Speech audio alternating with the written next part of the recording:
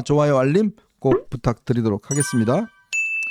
자, 지호님 오늘 네. 많은 언론들이 진짜 국민의힘에 대해서 네. 꽤 걱정들을 많이 하고 있는 것 같습니다. 그렇죠. 그러니까 이제 이 보수주의라고 하면은 기본적으로 우리가 자유민주주의와 시장경제, 대한민국의 정통성, 한미동맹, 그다음에 법의 지배, 법치주의 뭐 이런 거 아닙니까? 헌법수호 이런 게 이제 보수의 키워드고, 그리고 항상 무슨 개혁을 추진해 나가더라도 너무 급진적인 개혁이 아니라 이게 질서 있는 온건한 그런 개혁을 추진해 나가는 세력. 뭐 이게 우리가 보통 이제 보수 정치 얘기하면은 그렇게 되는데 요번에 이런 거는요. 45년 전에도 그러니까 1979년 12.12 쿠데타 그다음에 그 다음해인 1980년 5.18 비상계엄 전국 확대 그게 다 법대에서 다 단죄가 됐잖아요. 네네. 그 단죄시킨 정권이 어느 정권이죠? 좌파 정권인가요? 아닙니다. 김영삼 정권 때, 김영삼 정권 때 안타깝게도 두 전직 대통령 두 분, 군인 출신 대통령 두 분이 5.18 특별법에 의해서 법대에 서가지고요 중형을 선고를 받았습니다. 네. 그 이후 또 김영삼 대통령이 하나회 정치 군인들의 모임인 하나회를 전격적으로 해체시키지 않았습니까? 그렇죠. 그 이후에 한국의 민주주의는 이제 불가역적인 민주화가 이루어졌다. 다시 과거로 백도를 하는 유턴을 하는 이런 것들은 불가능해졌다 하는 그 평가가 나왔고 그 평가가 지난 45년 동안 유지가 된 거예요. 네.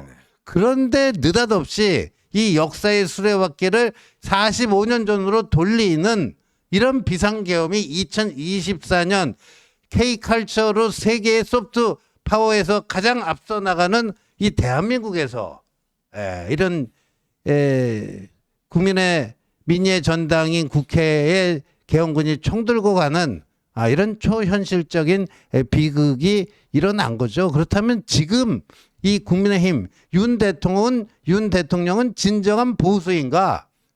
진정한 보수로 볼 수가 없어요. 네. 한동훈 대표가 엊그제 퇴임사에서 진짜 보수의 정신, 계엄을 막은 게 진짜 보수의 정신이다 이렇게 얘기를 했어요. 그래서 앞으로 우리가 얘기할 때는요. 진짜 보수와 가짜 보수, 진짜 보수와 가짜 보수 이렇게 이제 저는 표현을 하겠습니다. 윤 대통령은요, 이 공정과 상식을 내걸고 자유민주주의와 시장경제를 강조하는 그 건전한 보수에서 출발했는데 언제부턴가 가짜 보수로부터 영향을 받고 그쪽으로 넘어가 버린 거예요. 네. 제가 극우 모험주의, 극우 맹동주의라고 표현하는 그런 쪽으로 넘어가 버린 겁니다. 이제 국민의힘은요.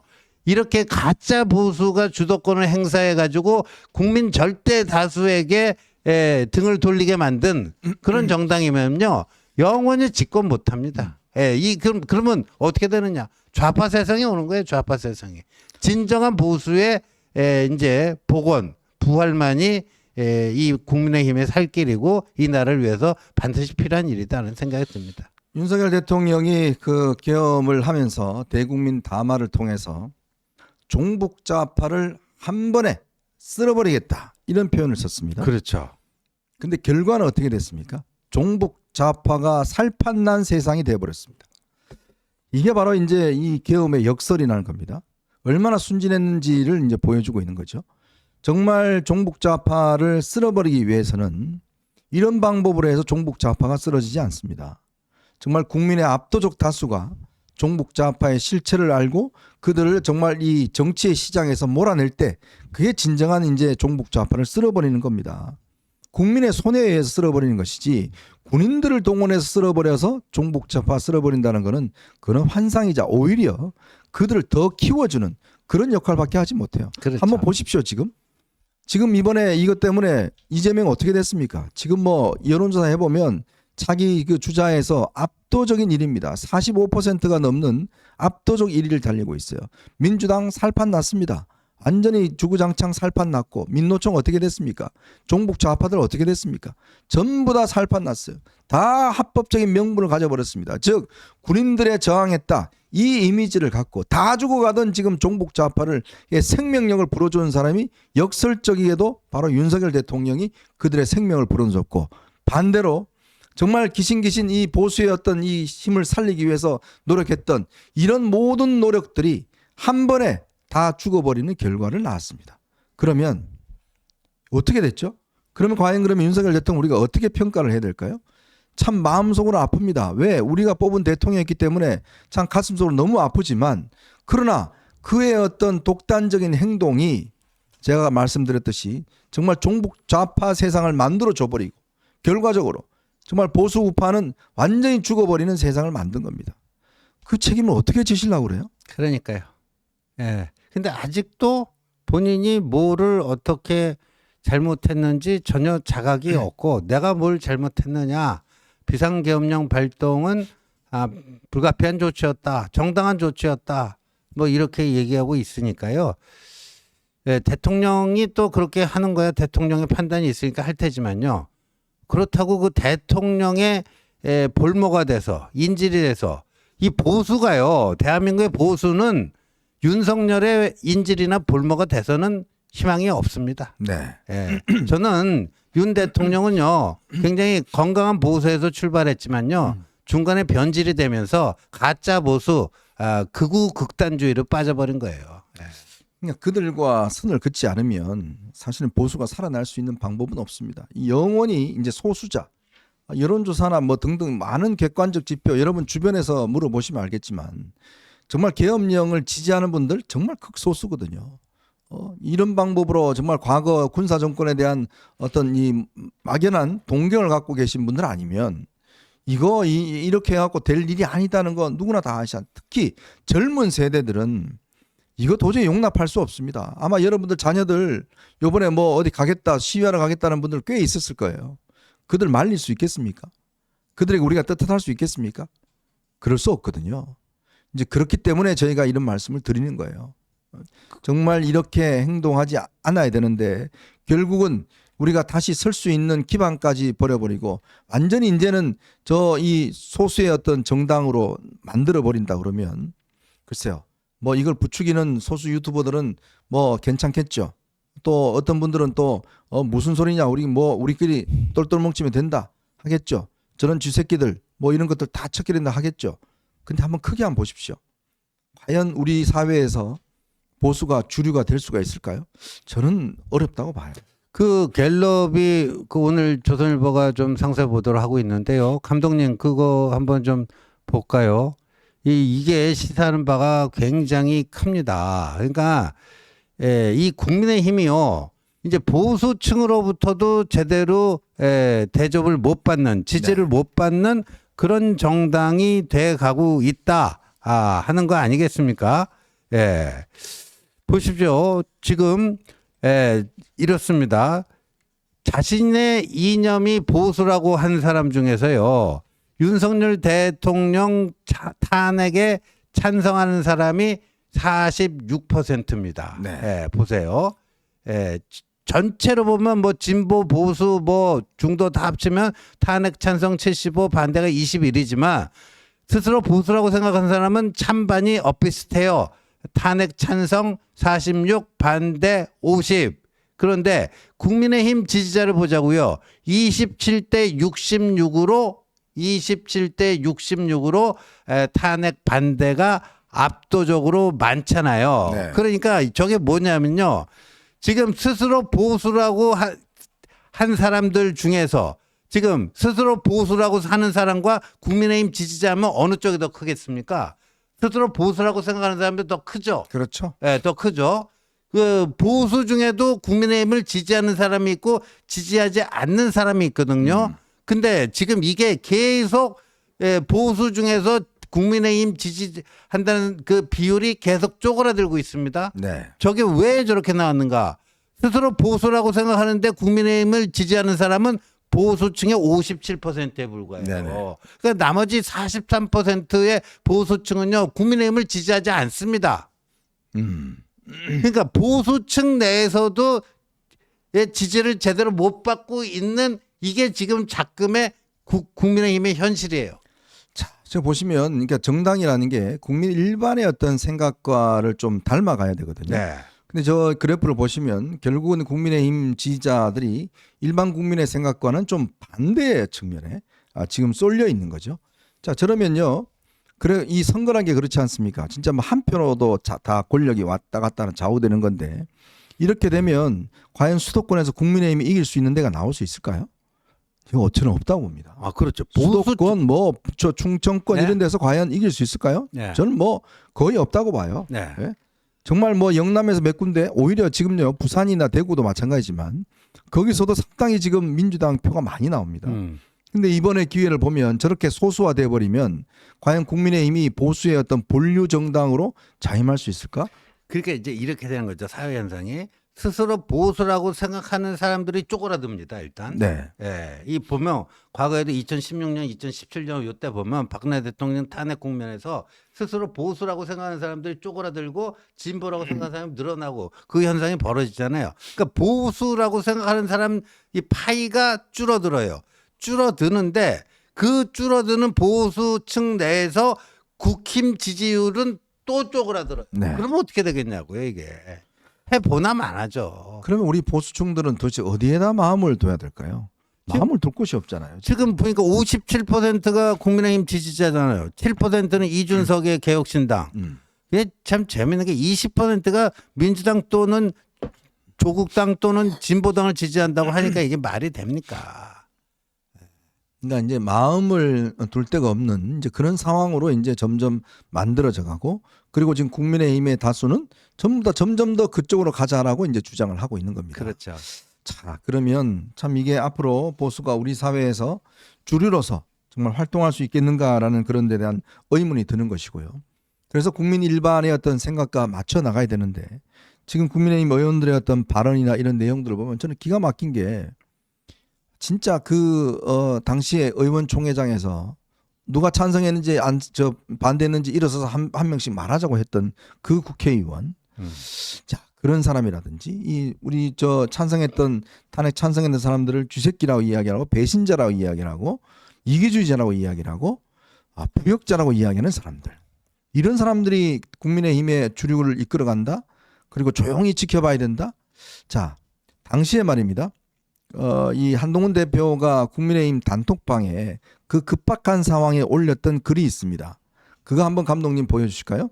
당시에 국민의힘 의원들 단톡방에 한동훈 대표가 급박하게 빨리들 이 국회 본회의장으로 오세요. 저기 보시면 국민의힘 의원들 보면 긴급 의총해야 되고 또 전부 다 이제 막아야 됩니다. 이렇게 저기 보면 비상계엄 선포는 잘못된 것입니다. 이게 이제 한동훈 대표가 다른 사람 이름을 빌려서 지금 저 글을 올린 거거든요.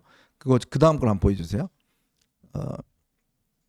당 대표 이름으로 지금 빨리 본회의장으로 들어와라라고 이제 그렇게 이야기를 하는 그런 게 있습니다. 그런 글들이. 자, 이렇게 지금 당 대표가 다급하게 국회의원들에게 즉시 계엄 해제되고 빨리 국회 본회의장으로 모여라. 그 한동훈 당대표 이름으로 저렇게 지금 이야기를 했지 않습니까? 주진우 의원이 당대표 이름을 대신 빌려서 지금 올려놨는데 자, 당시에 그 시간에 국민의힘 당사 사진 하나가 공개가 됐습니다. 그 국민의힘 당사가 어떤 모습일지 한번 볼까요?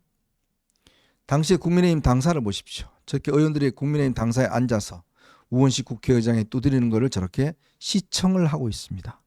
가서 본인들이 몸싸움을 하든 뭘 하든 담을 넘든 간에 직접 들어가서 막을 생각은 일체 하지 않고 저기 앉아서 조용히 집에서 우리 일반 국민들처럼 TV를 저렇게 보고 있습니다. 저게 바로 국민의힘의 중진들과 소위 친윤이라고 하는 사람들의 행동입니다. 자, 저들이 지금 큰 목소리를 내고 있습니다.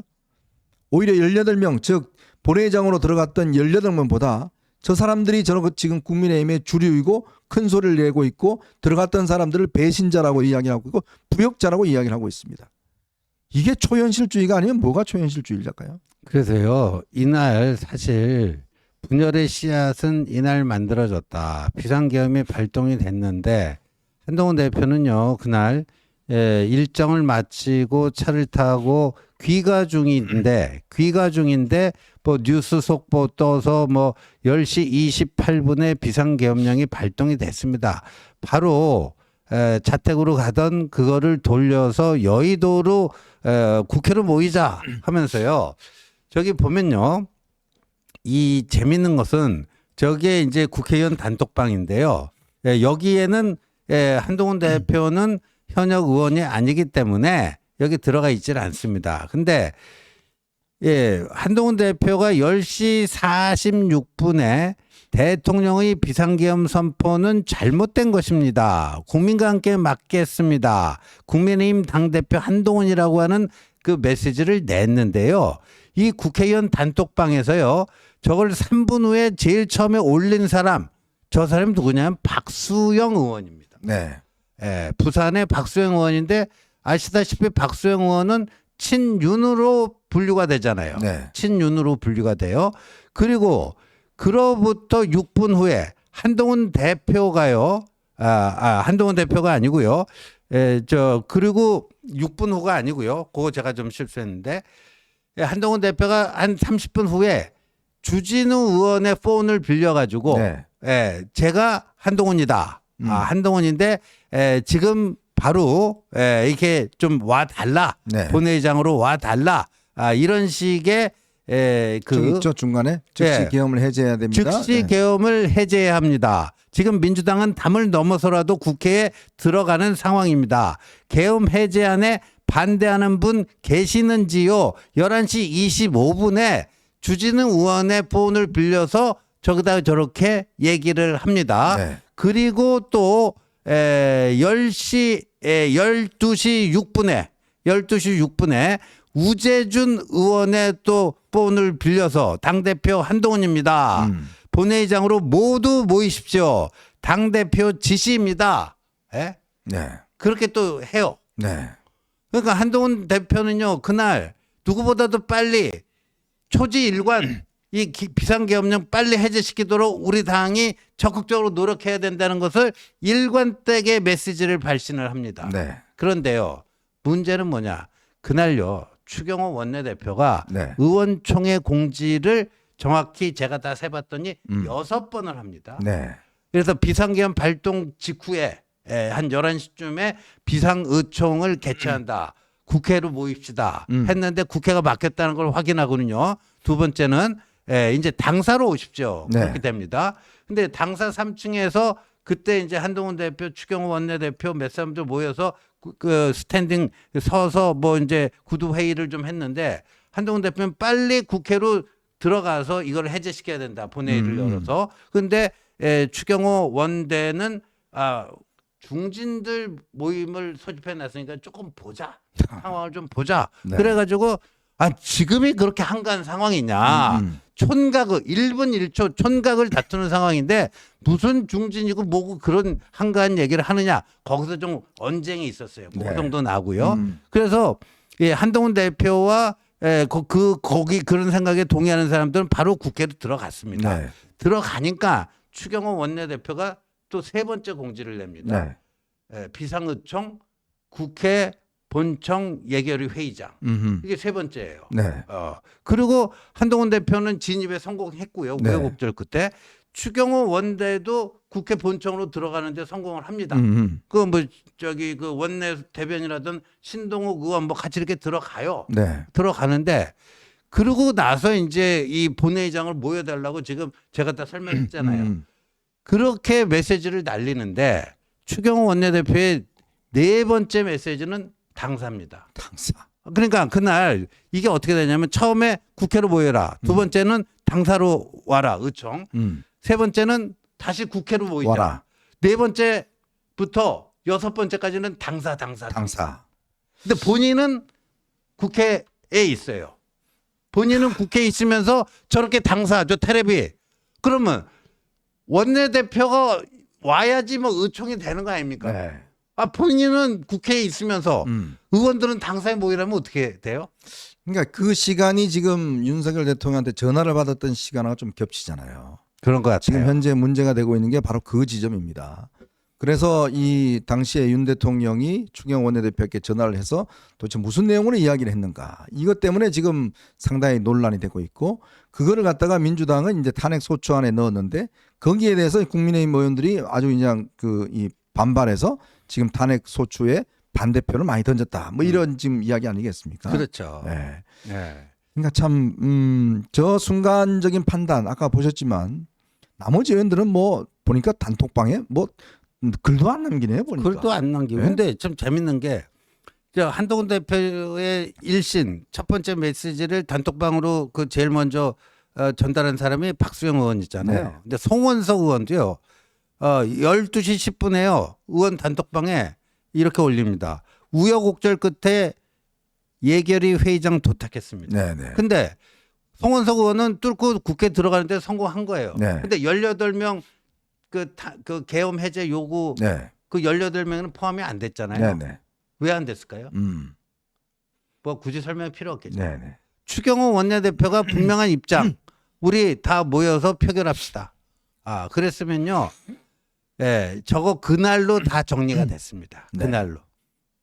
참 지금 봐도 참 황당한 그런 장면이었던 것 같습니다. 참 어떻게 저렇게 상황 판단을 저렇게 했을까? 저렇게 한 분들이 이제 되레 지금 큰 소리를 치고 있고 우리 안 들어간 90명은 똘똘 뭉쳐서 우리끼리 가자라는 게 강민국 의원의 주장이었죠. 네. 그죠? 강민국 의원 핵심 친윤입니다. 진주울이고요. 그런 강민국 의원은 안 들어간 90명끼리 모여서 이 당을 이끌어 나가자 이렇게 이야기를 하고 있습니다. 누가 올바른 행동을 했는지 아마 여러분들은 더 잘 아실 것 같습니다.